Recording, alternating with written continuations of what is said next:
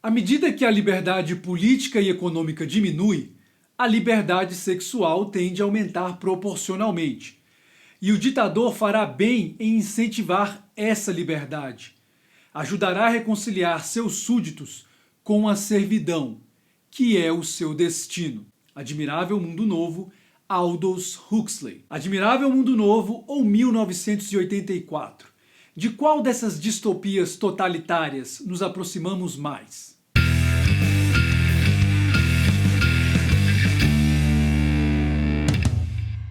Senhoras e senhores, sejam muito bem-vindos. Hoje inauguramos mais um quadro aqui nesse canal. Você está em xeque. Nesse quadro, pretendo adotar um aspecto um pouco mais formal e documental, a fim de discutirmos certos temas aqui vez ou outra. E para esse primeiro programa, escolhi um tema fundamental: o medo como instrumento de controle e dominação em nossas sociedades ocidentais contemporâneas. Que o medo seja um dos mais antigos meios de controle é algo fora de questão. Afinal de contas, quando estamos com medo, somos capazes de qualquer coisa, inclusive de renunciarmos à nossa própria liberdade. Portanto, hoje eu gostaria de analisar com vocês duas obras que foram escritas ainda na primeira metade do século passado e que apontam maneiras diferentes de utilizarmos o medo como um instrumento de controle e dominação.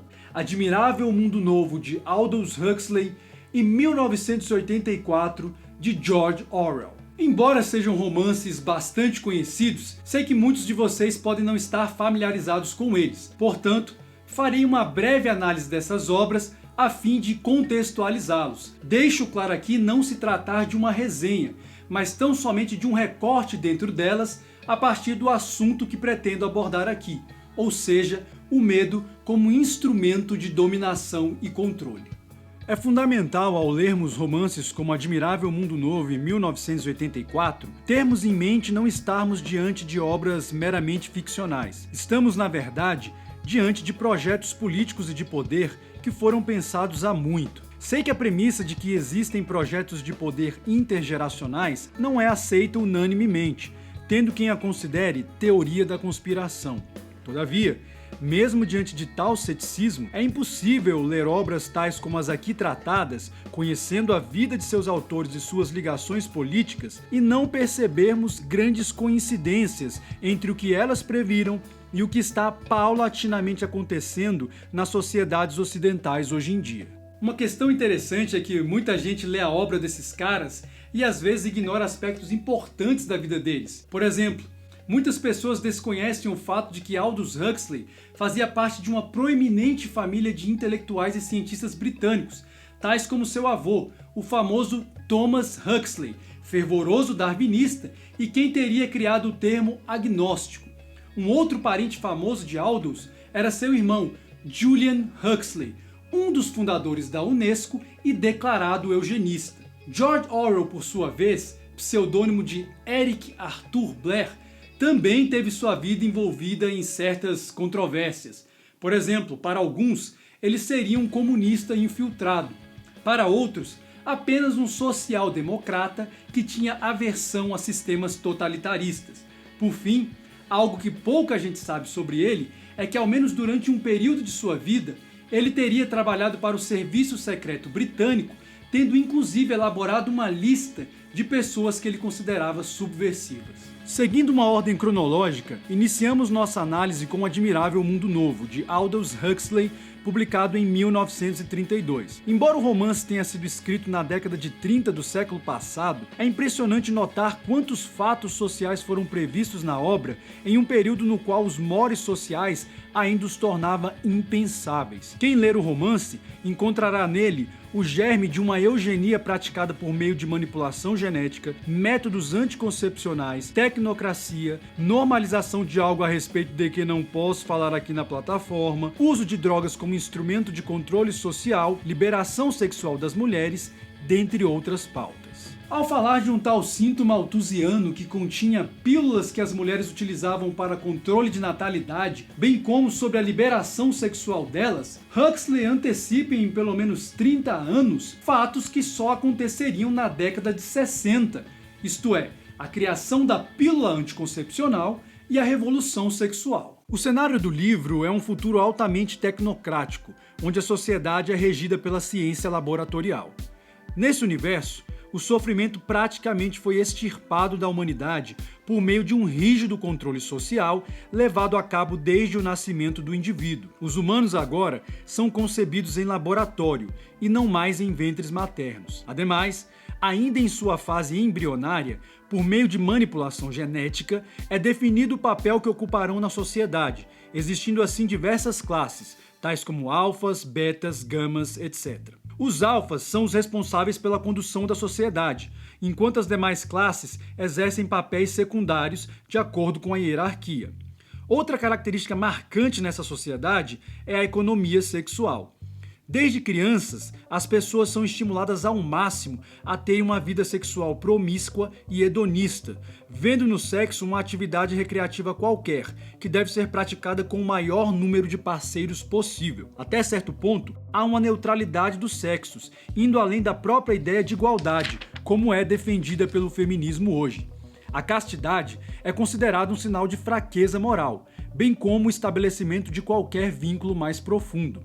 Outra característica interessante nessa sociedade é a inexistência de vínculos familiares. A maternidade, inclusive, é considerada uma coisa bizarra, fruto de uma civilização anterior, no caso a nossa, que tinha uma mentalidade primitiva. Coincidência ou não, décadas depois, o ataque à maternidade passou a ser uma pauta comum a muitas feministas, tais como a famosa Beth Friedan. A tecnologia também é utilizada para produzir o menor grau de estresse possível.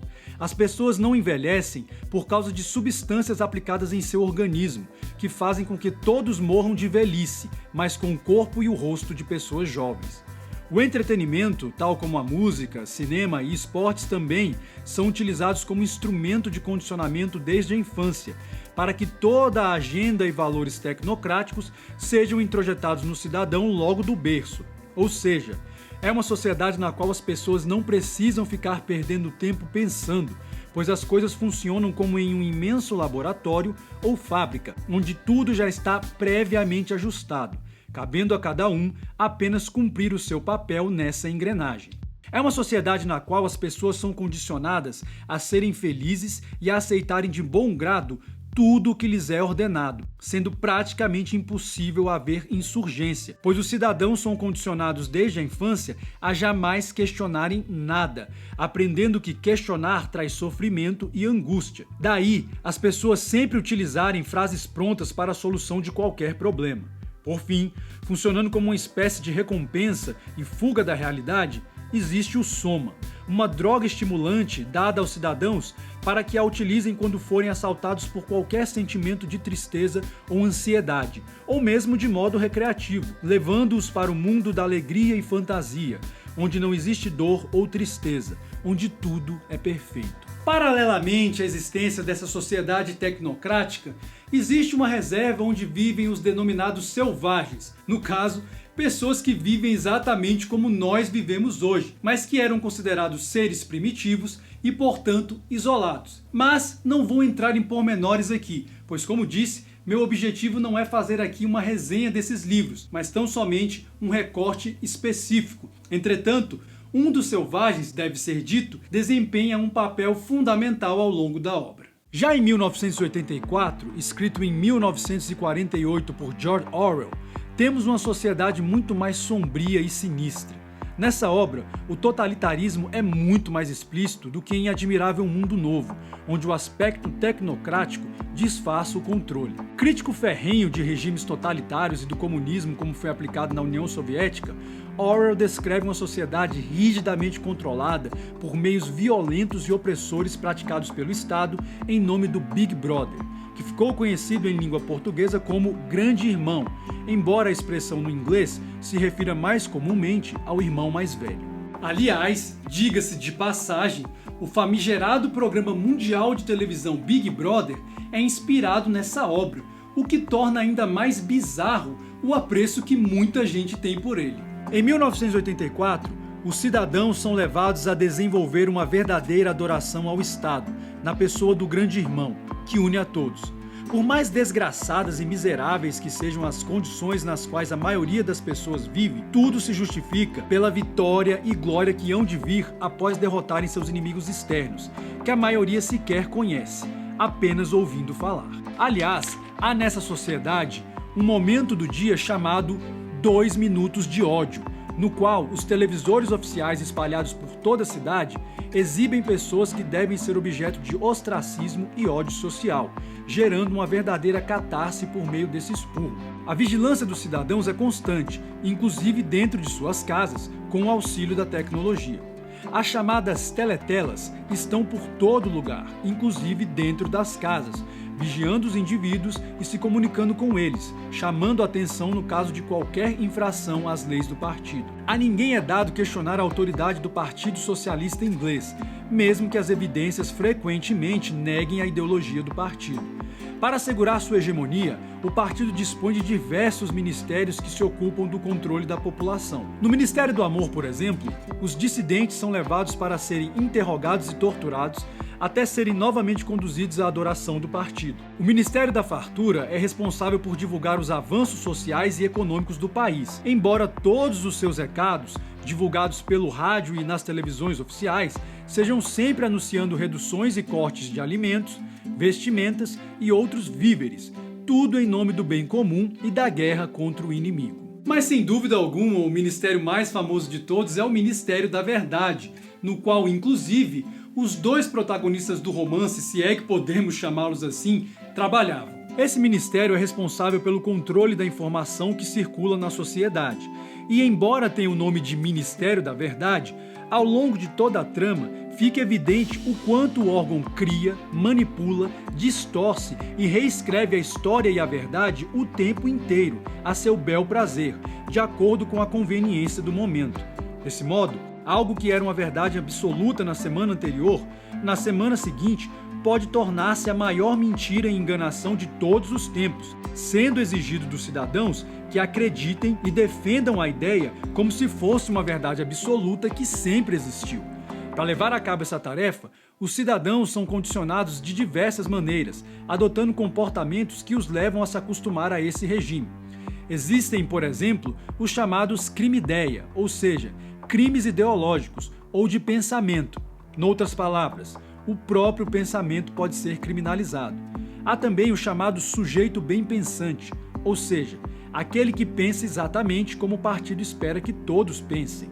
Outro comportamento elogiável é o crime deter, ou seja, a faculdade de conseguir deter qualquer pensamento que possa ser contrário à ortodoxia do partido, eliminando-o do pensamento antes que ele seja expresso. Porém, a capacidade dos cidadãos mais famosa do livro, sem dúvida alguma, é o denominado duplo pensar, ou seja, a capacidade de aceitar a contradição com naturalidade, enxergar o óbvio e negá-lo caso seja necessário.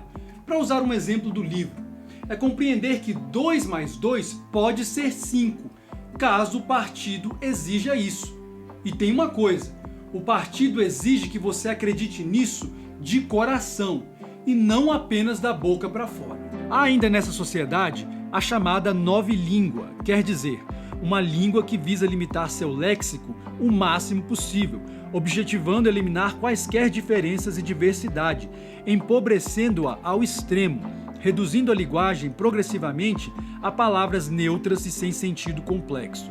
Por fim, deve ser destacado que em 1984, o uso de drogas como instrumento de controle social também está presente no gin e nos cigarros que são oferecidos aos cidadãos, a fim de que esqueçam a dura e cruel realidade na qual a maioria da população se encontra. A exceção, é claro, da classe controladora do partido, que vive de modo fausto, enquanto o restante da população vive em penúria. Que o medo é utilizado como instrumento de controle em 1984 é evidente.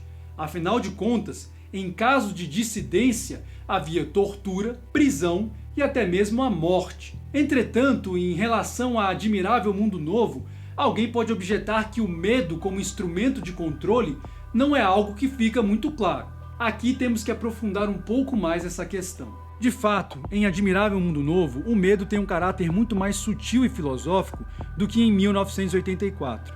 Aqui, as pessoas têm medo de encarar a existência humana no tocante às suas vicissitudes e dilemas.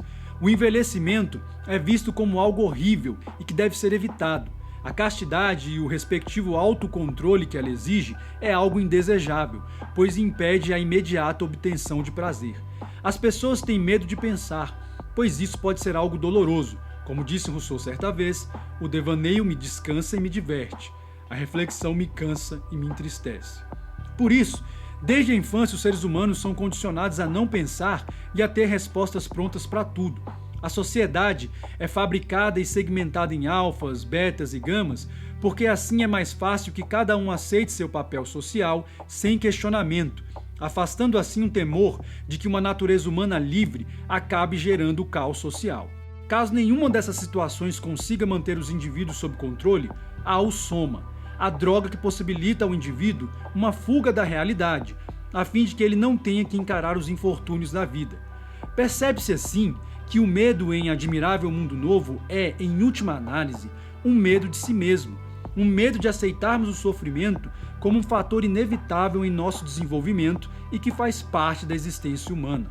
Como diria Kierkegaard em sua clássica obra O Desespero Humano, é o desespero daqueles que não querem ser eles próprios, preferindo fugir das responsabilidades daí advindas. Ao lermos Admirável Mundo Novo, a impressão que fica é a de estarmos diante de uma sociedade composta por adultos eternamente infantilizados. Se você me perguntar a respeito de qual dessas duas distopias nós nos aproximamos mais atualmente, eu responderia que das duas em um processo dialético. Veja bem, eu não estou afirmando que nós já estejamos plenamente nelas, mas sem dúvida alguma estamos vendo seus germes nascerem. Apenas para deixar mais claro meu ponto de vista, vou citar alguns mecanismos utilizados nessas obras e que também têm sido cada vez mais utilizados em nossas sociedades ocidentais contemporâneas como uma forma de exercer controle e dominação sobre nós. Inicio, portanto, com 1984. Um comportamento cultural atual que lembra o crime deter, ou seja, policiar os próprios pensamentos a fim de evitarmos problemas, é o politicamente correto. Cada vez mais temos que monitorar nossos pensamentos a fim de que eles sejam manifestados dentro dos estreitos ditames exigidos pelo identitarismo progressista. Qualquer desvio do padrão é imediatamente punido com censura e violência pela militância, e no caso dos famosos, com o famigerado cancelamento. Isso, sem dúvida, deixa as pessoas em um constante estado de tensão e medo. Outro aspecto interessante da cultura contemporânea, que lembra muito o papel exercido pelo Ministério da Verdade em 1984, é a leitura distorcida da história que muitos movimentos ideológicos fazem hoje em dia. Por exemplo, a completa falta de crítica por parte da esquerda aos genocídios que movimentos comunistas como a Revolução Russa e a Chinesa provocaram no século XX é uma clara tentativa de reescrever a história de forma eufêmica. Os movimentos socialistas e comunistas são vendidos como lutas revolucionárias que sempre visaram a liberdade e a felicidade das pessoas. Figuras como Stalin, Mao e Che Guevara, dentre outros, são vendidas como a de heróis, afirmações que são facilmente refutadas quando estudamos o que realmente aconteceu em tais regimes, mesmo nos livros de história escritos por eles, que tentam dar uma justificativa para o massacre de milhões de pessoas, colocando a culpa nos que se opunham aos regimes, nunca em seus líderes. Um outro exemplo claro é a ideia de dívida histórica como defendida pelo movimento negro, que não passa de uma distorção da realidade brasileira, estabelecendo um nexo entre passado e presente que ignora totalmente o nosso histórico de miscigenação. Não sem razão, Gilberto Freire, célebre defensor dessa ideia de miscigenação, é escanteado e ignorado, ao passo que Florestan Fernandes, defensor do mito da democracia racial no Brasil, é utilizado como única verdade possível. Por fim, a ideia de patriarcado opressor como defendida pelo feminismo, segundo a qual as mulheres sempre foram oprimidas pelos homens, distorce completamente o amplo e incontestável fato de que, em linhas gerais, as mulheres sempre foram mais protegidas e privilegiadas do que os homens em quase todas as culturas conhecidas. Basta verificar que os homens sempre foram os responsáveis pelos trabalhos mais árduos e perigosos na sociedade, eram quem massivamente iam às guerras ou desbravavam novos territórios e etc., enquanto as mulheres ficavam em casa cuidando dos filhos. Nesse sentido, Quaisquer pessoas que não comprem essas narrativas históricas são automaticamente denominadas de fascistas, racistas e machistas, sem qualquer possibilidade de defesa, devendo ser consideradas reacionárias, fazendo com que muitas dessas pessoas tenham medo de expressar suas opiniões. Outra característica da cultura contemporânea que sem dúvida alguma lembra 1984 é a famigerada linguagem neutra. É impossível não enxergar a relação entre a linguagem neutra exigida por ativistas trans atualmente e a nova língua descrita por Orwell. A ideia de neutralizar a língua, empobrecendo-a semanticamente apenas porque um percentual ínfimo da população exige, certamente pode nos conduzir a um cenário linguístico como descrito no livro. Afinal, por que usar a palavra mulher, por exemplo, quando posso usar pessoas com vagina? Por que me referir ao leite materno se eu posso dizer leite humano? Por que utilizar pronomes como ele, ela, dele, dela, ou substantivos e adjetivos masculinos e femininos que diferenciam bem os sujeitos em um discurso se eu posso utilizar elo, delo, bonite, amigue e etc? Por que falar engenheiro ou engenheira quando eu posso simplesmente dizer pessoas que mexem com engenharia? Enfim, nova língua e linguagem neutra são irmãs gêmeas. Por fim, ainda em relação a 1984, há uma característica da cultura contemporânea que lembra perfeitamente o imoral duplo pensar, isto é, a ideologia de gênero. Aqui é impossível não enxergar as semelhanças. Ora, quando me deparo com um indivíduo que possui todas as características fenotípicas e genéticas de um determinado sexo, mas que por uma questão de foro íntimo identifica-se com o sexo oposto, e sou constrangido a tratá-lo pelo sexo com o qual ele se identifica, como é exigido pela cultura trans, isso é nitidamente constranger-me a adotar o duplo pensar. Quer dizer, não interessa a evidência do que está diante de mim, o importante é que eu me convença do contrário. A questão torna-se ainda mais bizarra quando chegamos à questão dos gêneros, porque aqui já não é possível sequer saber quantos existem, pois a cada dia surgem novos.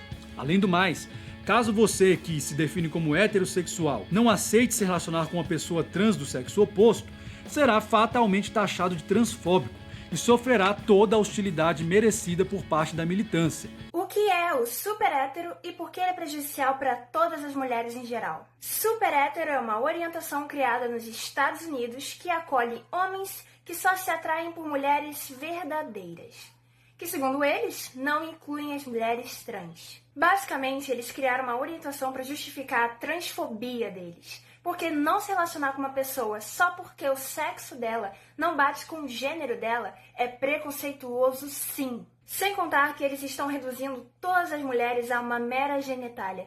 Basicamente estão dizendo que nós não somos pessoas para eles. Nós somos apenas vaginas com pernas. Com medo da intolerância, muitas pessoas acabam se omitindo, por receio de receberem alguma pecha social negativa. Mas então alguém pode fazer a seguinte objeção: Duarte, essas questões todas que você falou estão ligadas a grupos que as exigem, e não ao Estado, como ocorre em 1984. Certamente elas ainda estão ligadas a esses grupos, mas sem dúvida alguma, nós caminhamos para um futuro não tão distante assim, no qual elas poderão passar a ser exigidas legalmente como forma de combater os discursos de ódio. Pois bem, mas em relação a Admirável Mundo Novo, como os mecanismos de controle a partir do medo citados nessa obra têm sido utilizados também em nossas sociedades contemporâneas. Lembrando que em Admirável Mundo Novo, o medo é utilizado de uma maneira diferente da que é utilizada em 1984. Ora, eu diria que alguns aspectos podem ser mencionados. Por exemplo, a crescente rejeição à paternidade e à maternidade, materializada na queda da taxa de natalidade em diversos países, na cultura de pets substituindo filhos, etc., até certo ponto reflete também o medo que temos de assumirmos as responsabilidades e ônus que surgem quando temos filhos. Lembrem-se que em Admirável Mundo Novo, a paternidade e a maternidade eram vistas com horror. As crescentes campanhas pela liberação de várias drogas proibidas em diversos países do mundo também nos lembram o soma. Afinal, ao usarmos drogas, sejam elas lícitas ou não buscamos nós muitas vezes uma fuga da realidade cruel? Além do mais, pergunta-se: Quem se beneficiaria se as pessoas se tornassem cada vez mais inofensivas e escapistas por conta do uso de entorpecentes, cujo uso poderia inclusive ser controlado pelo Estado? Além desses dois aspectos que eu acabei de destacar, existem outros dois ainda mais sutis em nossas sociedades atuais que também refletem o nosso medo do sofrimento e o medo de sermos nós mesmos. O primeiro deles é a liquidez de nossos relacionamentos amorosos, como foi tão bem descrito por Bauman, que vê na fragilidade de nossos laços e relacionamentos um dos grandes males do nosso tempo. Isso se reflete no aumento do número de pessoas solitárias e, paradoxalmente, em nosso comportamento cada vez mais libertino e promíscuo, como aparece na cultura do funk, aplicativos para sexo, consumo massivo de pornografia, dentre outras coisas. O famoso trecho da música dos tribalistas, "Eu sou de ninguém, eu sou de todo mundo e todo mundo é meu também", reflete bem a nossa geração, mas no fundo, todas essas coisas apenas indicam o medo que temos de assumirmos compromissos mais substanciais, pois isso, além de exigir maior profundidade espiritual, também pode gerar frustrações, conflitos e etc. E já não estamos mais dispostos a isso. Então, nos entregamos ainda mais à promiscuidade e a relacionamentos superficiais, acreditando que a quantidade preencherá um vazio que só a qualidade é capaz. Agindo assim, como acontecia com as personagens de Admirável Mundo Novo, temos inúmeros relacionamentos, mas todos incapazes de preencher o vazio que temos dentro de nós. Finalmente, o último aspecto que eu gostaria de destacar de como o medo tem sido utilizado para nos dominar e controlar em nossas sociedades atuais, à luz de Admirável Mundo Novo, é a denominada geração mimimi. Como disse anteriormente, a impressão que temos ao ler o romance de Huxley é que todas as personagens são infantilizadas, mesmo aquelas que pertenciam à casta alfa. São pessoas incapazes de lidar com frustrações ou desprazeres de qualquer sorte, incapazes de resolver quaisquer situações básicas de suas vidas sem recorrer ao soma, às autoridades ou a alguma fórmula pronta que lhes foi inculcada ao longo de seu condicionamento. Além do mais, quando as coisas falham, sempre procuram a culpa em diversos lugares, menos em si mesmos. Noutras palavras, recusam-se a amadurecer e a enfrentar os desafios da vida, preferindo refugiar-se no conforto da tecnologia ou no uso indiscriminado do soma.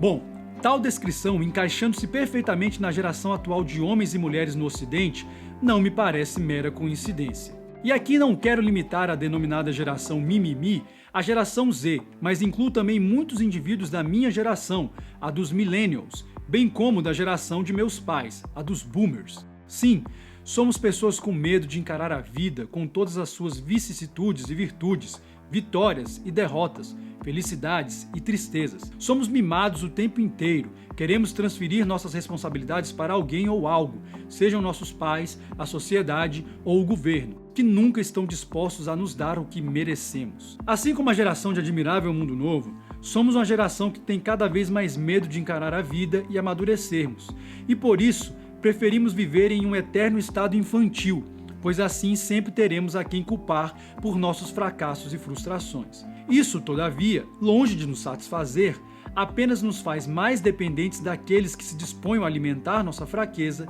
e a aproveitar-se dela. Como mencionei no início do vídeo, aqui não tive nenhuma pretensão de ser exaustivo na análise dessas obras. Muitos outros aspectos interessantes poderiam ter sido analisados, tais como o crescente controle exercido sobre nós por meio da tecnologia e questões ligadas ao transhumanismo. Mas isso eu deixo para outros vídeos, quem sabe também aqui no nosso quadro Você Está em Xeque. Contudo, eu não poderia finalizar esse vídeo sem fazer uma reflexão fundamental. Diante do crescente controle exercido sobre nós por meio do medo em nossas sociedades contemporâneas, qual deve ser então a nossa postura? Aqui deixarei algumas sugestões como cristão. A primeira delas é a seguinte: dependa o menos possível dos sistemas que te cercam, sejam eles o econômico, o político, o religioso ou social. Quanto mais dependentes nós formos de um sistema, mais medo teremos de sermos excluídos dele. E isso fará com que nos sujeitemos às suas exigências, sejam elas quais forem. A segunda sugestão é a seguinte: busque o desenvolvimento de sua espiritualidade, pois ela o levará a desenvolver sua individualidade. Não há nada que regimes totalitários receiem mais do que indivíduos. Daí a intensa pressão do grupo para que eles se sujeitem aos ditames e cartilhas do rebanho. Mas o indivíduo que sabe bem quem é e mantém-se fiel a si mesmo, jamais se curva a nada, a não ser a sua consciência, ainda que isso lhe custe a vida, pois tem plena convicção de que não existe vida sem liberdade, apenas escravidão. E sem dúvida alguma, o conselho mais importante de todos: sigamos firmes e confiantes nas palavras de Cristo. Eis que estou convosco até a consumação dos séculos.